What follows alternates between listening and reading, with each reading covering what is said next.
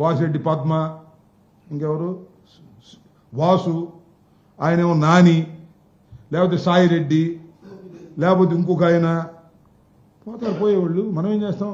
ఏమైంది పోతే మనం ఏం చేస్తాం? పోయేవాళ్ళని పట్టుకుంటామా? పోయిన పట్టుకుని ఏడుస్తామా? వాళ్ళ నైతికతకు సంబంధించినటువంటి అంశం అది.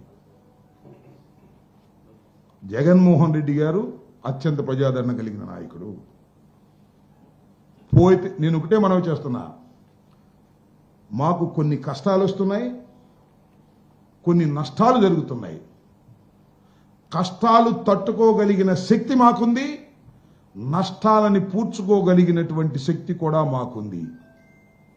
కష్టాలను ఎదుర్కొంటాం, నష్టాలను పూర్తి చేస్తాం, ప్రజల మధ్యకు వెళతాం. వైఎస్ఆర్ కాంగ్రెస్ పార్టీని మళ్ళా తిరిగి అధికారంలోకి తీసుకొచ్చే విధంగా ప్రజల్ని మెప్పిస్తాం. Okay okay, right, thank you.